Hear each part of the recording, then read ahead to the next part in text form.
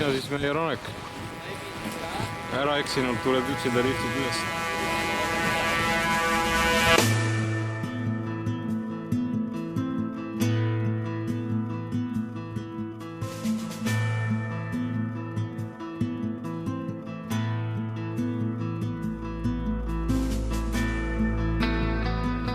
Siis paraku sõitsime mõlemad välja.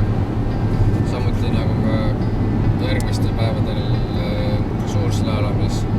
Mina sõitsin esimeses sõidus välja, Rannek teises sõidus.